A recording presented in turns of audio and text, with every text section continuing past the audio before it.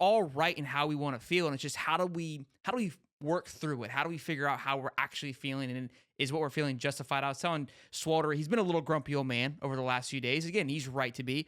I've been grumpy. I've been trying to find a way to not show it and be negative on the show because again, people tune in and they want to have some excited things to hear and be fired up, but right now there's nothing to be fired up about. And one of those things being the damn portal where we just lost DeAndre Jules to the Gamecocks. So let's talk about that a little bit. We had some guys visiting this past weekend. I know we got an offensive line visiting this weekend. Talk to us what you're hearing about the portal and then your thoughts on missing out on DeAndre Jules to South Carolina. Yeah, I've got mixed thoughts because coming into the winter portal, it was a huge aspect of judgment for me because we hit them on the spring portal quite a bit on how they didn't host any visitors during that 15-day period. And it's funny that the report has come out about the San Diego State offensive tackle that's going to be coming to visit this weekend because that was my huge, huge observation from last time was that, Florida was they had this perception that they were lazy in the portal because they didn't host visitors, and that might be fair. But also that led to the idea of they weren't doing anything in the portal. And like Josh Simmons, the former San Diego State tackle who went to Ohio State in the spring, he lined up a visit with Florida like the first day that portal was open. So it wasn't uh, shortcoming on Florida's part in the sense, they were contacting him. They were obviously evaluating him very quickly and knew that that was someone of interest, but they didn't get the visit. And that was intentional. They didn't want to lose guys to the portal in that period, so they waited to host visits until after. Mm. Just wasn't a working formula. So Yeah. to see this time around at a bare minimum, four visitors on campus the first weekend, sounding like multiple the next, and three including the JUCO transfer as well, Brian Taylor, three defensive line college prospects on campus this weekend. So obvious position of need, even without a position coach, to obvious focus there. Offensive line, like you mentioned, with the one up this upcoming weekend, it's a position of need. They've realized that. Got to close. Losing on a guy like DeAndre Jules, who was just here and is going to go to an SEC rival instead hurts. They've got to be able to finish, but I do want to give them the credit in the sense that at least like there seems to be more aggression this time around than last. That's interesting that you said about they were concerned about bringing you guys on last time because they didn't want to scare anybody off into the portal. That was never really talked about. So that was the reasoning for the delay last year, and it seems that they're definitely being way more aggressive this time. But again, Slackman, from Dave was kind of talking. There seems to be a mutual decision of like this probably won't work out injury due to injuries, and now DeAndre Joel's the other one. So two of the four that were here are Yeah. now not going to work out, and to lose to DeAndre Jules to a guy that broke his foot because he got mad. I mean, like that's a frustrating one to me because I feel like, especially in the transfer portal, if you get somebody on campus, it feels like every school, once they get them there, except the top tier ones, it basically, hey, you get them on there, you lock this thing in. It isn't like normal recruiting because there's only such a short time frame, and it's like I'm probably going to go to either maybe one, maybe two schools. And DeAndre went to two and locked it in on the second one. So what are they doing that we're not? You're 100% right. And even for the positive that I give them there before, that yeah, they got to close. I don't know. Maybe I'm a little out of the loop on Slackman at this point. I still wouldn't necessarily rule him out. I think he really enjoyed it, and I think this process is so unique to him that the chance of him coming back to Florida is probably stronger than the traditional guy who, like you said, like 9 times out of 10 here, they're locking it down before they leave campus. Sure. And I'm sure that's what they would have wanted with DeAndre Jules. I'm not sure what their standing was on, and I'm really sorry to him for botching his name, but I think Triquez or Triquez Bridges. But I thought that was a promising player at another position of need that they certainly could have used. So I don't know.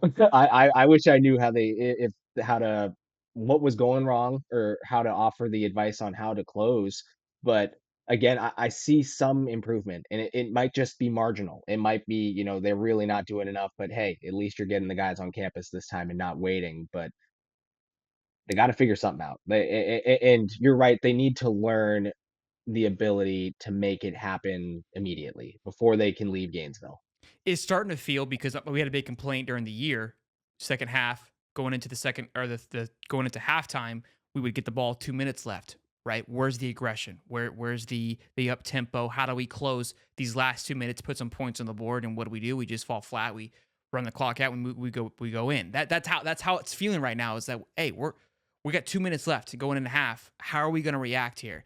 And the portal was a big emphasis that I was like, look, if we can go out there, smash the portal, and nowadays with the portal, you still want a top recruiting class, but you can make up for some areas if you do lose some guys in the recruiting class, which we're going to talk to in just a moment, which we're hinting that we may be losing some. You can go out there and get guys that are impactful right away. And when you're looking around, and this is where my frustration starts to come in, is when I'm looking around, I'm seeing what everyone else is doing, and the ones that aren't acting into the portal are not having success. It's like, hey, I know this is a new thing, but you could be able to pick up pretty quickly. Like, it's working for others for a reason. You got to take a little bit of that. You can't just sit around and be stuck in your ways. We are talking a little about pre-show about just having this same mentality of like, nope, this is how I'm going to do it, and you either like it or you don't. And I'm all cool with Billy, being in his ways and having his routine and having his rhythm. But as a fan, I've trusted it for 2 years now, and it's starting to bite me in the ass a little bit. I think that's where my frustration starts to come in, is that I'm trusting the process. I'm trusting you, but I said you need to get your guys in. Well, now your guys are leaving. I said, well, he's going to get the right coaches around him. You haven't got a coach around you. I said he's going to go and be aggressive in the portal and get what's going to fit his scheme. Well, now you just missed out on the guy you had visit. Billy, I'm running out of ammo here, buddy. What do you want me Right. to do? Right. And ultimately all you can do is ask questions, I think, because I would love to know what it is. But you look at this staff and the resources that they have, the staff in terms of the literal size and a transfer portal department, like multiple a guy leading that charge and multiple people under him evaluating any player that hits the portal.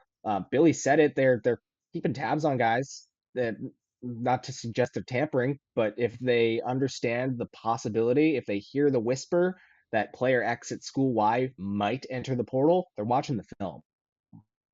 They're getting the resources, they're figuring it out, and they've talked about this. I don't think they're lying when they say that, but if you've got all these things in motion, you have all these resources to your advantage. How are these the results? Um, I I hate to go back to patting myself on the back, but I think I said on your guys' show before the season, this is just an example of where they are in how the portal's working.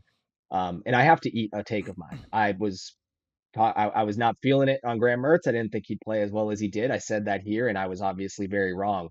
But one thing I remember saying is, um, maybe it wasn't here, but I said it somewhere, that there's a world in which Graham Mertz is Florida's best transfer this year, and that's not a good thing. He was easily their best transfer this year, and it's not a good thing because yes, he was great, but also like who's the next guy and what's the level of separation between the impact Graham made and the next guy? It speaks to something, I think.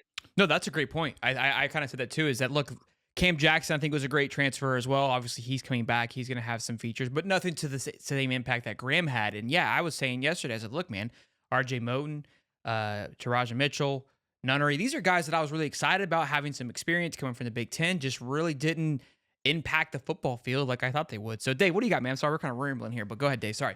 No, it's fine, man. And look, I look at it this way: is like when you look around the college landscape, right?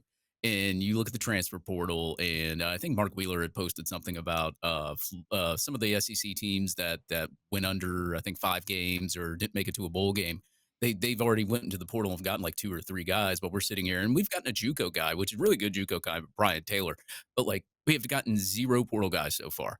And you look around the landscape, and no other school that I see is having issues like this at all. So there is more, to me, more of an internal problem than there is anything else. And on top of that, like I just think that, yeah, I don't even know if I wouldn't call Billy Napier lazy because I don't want to. I just don't think they know what they're doing at all. I think they don't have any clue as to, you get a kid on campus, you want to close the guy out. You don't want him taking the other visits. I mean, this is what South Carolina just did.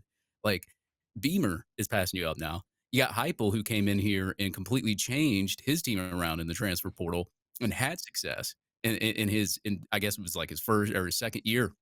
He turned around his team in the second year. You have people like Norvell, who had 2 really crappy seasons, and Florida State was probably ready to throw him out the door too. He went in there, changed his team around into the portal, and yet we're sitting here not doing anything, still don't have anybody, and you're losing kids from your recruiting class. And like when you have the number 3 class, the number 3 high school class and there's going to be some more attrition because it looks like it's going to come. So I don't know if I've ever seen a team or a head coach have a downfall from like the number 3 class to like the 15th or 20th, because that's usually what happens when a head coach gets fired. Billy Napier's still the head coach.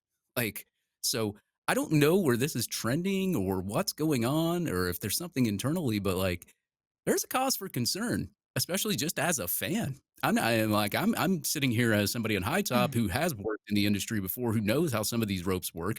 You know, Zach, you know probably a little bit more than I do, but like still, like what like this isn't normal. This isn't what a normal school goes through. Like maybe, I mean, even Dion, you know, he's not even having issues over there at Colorado. He only won 4 games. Of course, you've seen the improvement. I think they only won 1 or 2 games the year before. Okay, there is improvement, but you know, Jordan Seaton, this was a guy that you pretty much could have wrapped up in the summer. And now he's going to Colorado, and this was a position of need. This is a guy you needed to go after, and you didn't even close him. And he's going to Colorado of all places when he had all these other SEC teams vying for him. So where's the I don't even know if there's like a just a sense of urgency. Is it Billy Napier trying to collect his paychecks and get his buyout? It's just so weird to me because you don't see these types of problems until a head coach is about to be out the door.